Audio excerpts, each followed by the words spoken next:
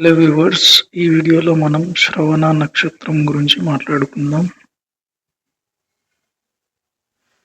Okay, so ఈ శ్రవణ నక్షత్రంలో జన్మించిన వారి గుణగణాలు చూద్దాం. మొదట స్పెల్లింగ్ మిస్టేక్స్ అవుతున్నాయి. గుణగణాలు. ఓకే, సో ఈ నక్షత్రంలో జన్మించిన వాళ్ళకి ఎక్కువగా కథలు వినడం, చలనచిత్రాల పట్ల ఆసక్తి ఎక్కువ అండి.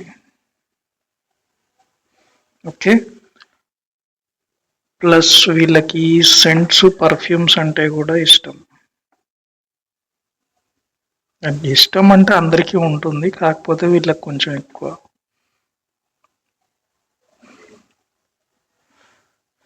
ప్లస్ వీళ్ళు ఫ్యాట్ పీపుల్ అండి. ఓకే, అంటే మొత్తం తమ జీవితంలో ఎప్పుడైనా ఫ్యాట్ అవ్వచ్చు వీళ్ళు. ఇప్పుడు ఫ్యాట్ లేకపోతే ఫ్యూచర్లో అవ్వచ్చు అండి, అది నేను చెప్పేది. ఓకే,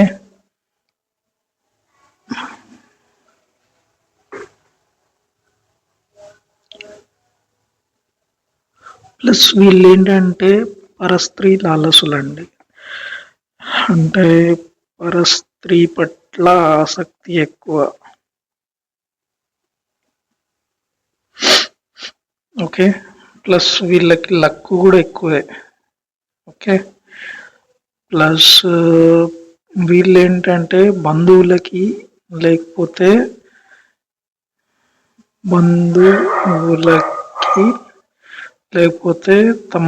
తమను ఆశ్రయించిన వారికి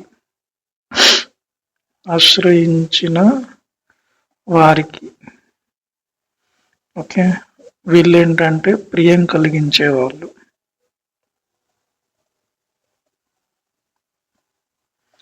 అండ్ వీళ్ళు ఈ ఉదార గుణం ఎక్కువ.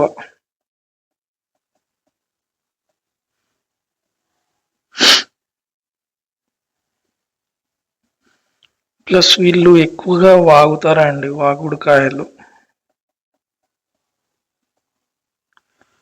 ఓకే,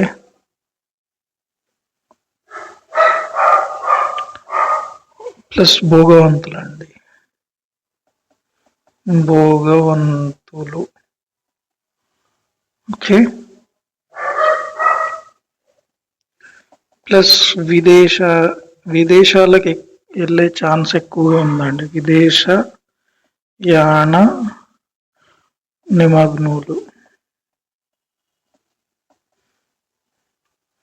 ఓకే, విదేశాలు అంటే ఫారిన్ అనే కాదు, ఉన్న దేశంలో కూడా వేరే ప్రాంతంకి అలా కూడా అర్థం చేసుకోవాలండి. ఓకే, ప్లస్ వివేకవంతులండి వీళ్ళు. ఓకే, ప్లస్ చపలూరు అండి వీళ్ళు. ఓకే, సో ఇవండి శ్రవణ నక్షత్రం యొక్క గుణగణాలు. ఇప్పుడు మనం వేరు పాదాల గురించి చూద్దాం. ఒకటో పాదం వచ్చేసి ఎవరిదంటే, ఒకటో పాదం ఇది కుజుడిదండి. ఓకే, సో వీళ్ళు ఏంటంటే వీళ్ళకి గుల్మ రోగం ఉంటుందండి. ప్లస్ వీళ్ళు కలహ ప్రియులండి. ఓకే, ప్లస్ వీళ్ళకి పుత్ర సంతానం ఉండదు.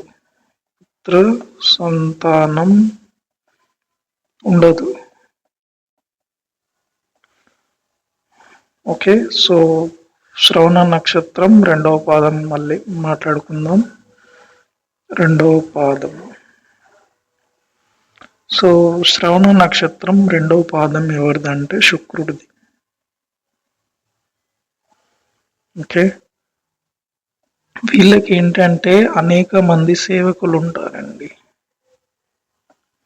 సేవకులు. ఓకే, ప్లస్ వీళ్ళకి ఈ తంత్ర విద్య కూడా తెలుసండి. తంత్ర విద్యావేత్తలు.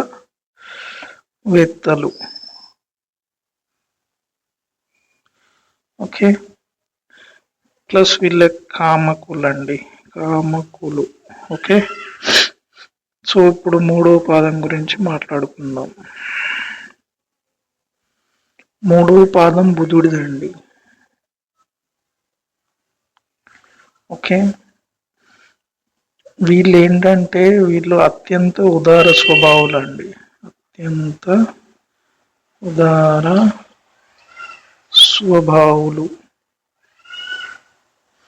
చిత్రలేఖనులండి వీళ్ళు. చిత్రలేఖకులు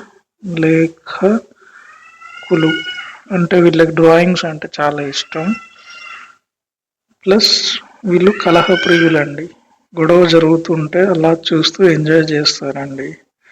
ప్లస్ గొడవలు సృష్టించడం కూడా వీళ్ళకి తెలుసు. సో నాలుగో పాదం వచ్చేసి చంద్రుడిదండి. సో ఈ నాలుగో పాదంలో పుట్టిన వారు ఏంటంటే పశువుల్ని అమ్మడంలో నిపుణులండి. నిపుణులు. సో పశువులంటే పెట్స్ కూడా అవ్వచ్చండి. సో వీళ్ళు వాటిని అమ్మడంలో నిపుణులు. ప్లస్ యోగులండి వీళ్ళు. ఓకే. ప్లస్ ధార్మికులు అవుతారండి. ధార్మికులు అవుతారు. ఓకే. వీళ్ళకి ఏంటంటే పొడుగు ముక్కు ఉంటుందండి.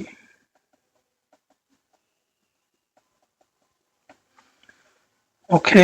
సో ఇదండి ఇప్పుడు మనం శ్రవణ నక్షత్రం 1వ పాదం, 2వ పాదం, 3వ పాదం, 4వ పాదం గురించి మాట్లాడుకున్నాం. ఇప్పుడు మనం ఏంటంటే వాళ్ళ ఓవరాల్ లైఫ్లో ఎలా ఉంటుందనేది చూద్దాం.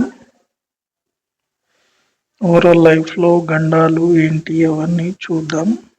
సో వీళ్ళకి 10 సంవత్సరాల పరిధి గల చంద్రమహాదశలో పుడతారండి. చంద్రమహాదశలో పుడతారు.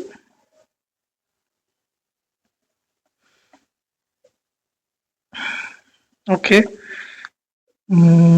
మళ్ళీ తర్వాత కుజదశ 7 సంవత్సరాలండి. కుజదశ. ఓకే. సో ఇప్పుడు ఏంటంటే గండాల గురించి చూద్దాం. సో గండాలు వీళ్ళకి ఏంటంటే ఈ శ్రవణ నక్షత్రంలో జన్మించిన వాళ్ళు వీళ్ళకి 2వ సంవత్సరంలో ఓకే రోగ భయం ఉంటుందండి. ఓకే. మళ్ళీ 3వ ఏట సర్పగండం ఉంటుంది.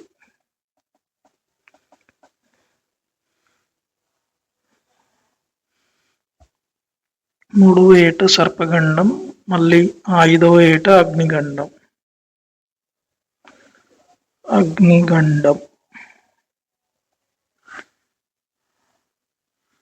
7వ సంవత్సరం ఆయుధ పూజ అండి. ఆయుధ పీడ.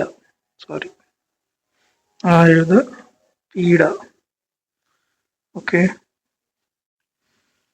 మళ్ళీ 13వ సంవత్సరం జ్వర భయం అండి. జ్వర భయం ప్లస్ అపమృత్యు భయం కూడా ఉంటుంది. ఈ జ్వరంతో పాటు మృత్యువు కలిగే ఛాన్సెస్ కూడా ఉంటాయి. ఓకే.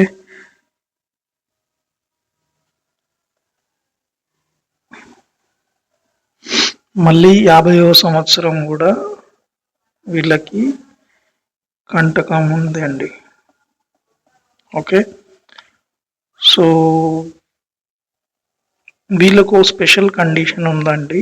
ఏంటంటే మిథున అంటే జ్యేష్ఠ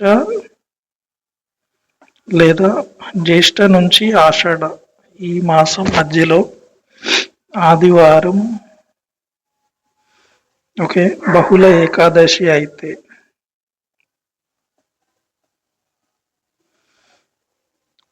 ఓకే అది కూడా శ్రవణ నక్షత్రం అయితే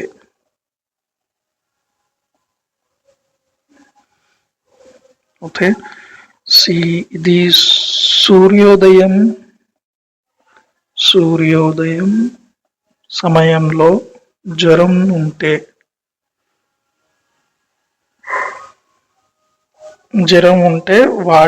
దాని వలన అపమృత్యు వస్తుందండి.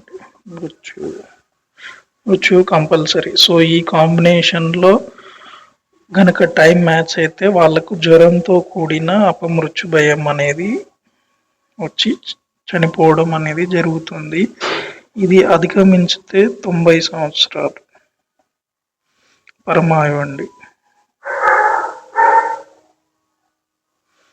సో ఇదండి మనం శ్రవణ నక్షత్రం గురించి మాట్లాడుకున్నాం, గుణగణాలు చూసాము, పాదాలను గురించి కూడా చూసాం, ప్లస్ వాళ్ళ ఓవరాల్ లైఫ్లో ఉన్న గండాలు అది దాటితే 90 సంవత్సరాల పరమాయువండి.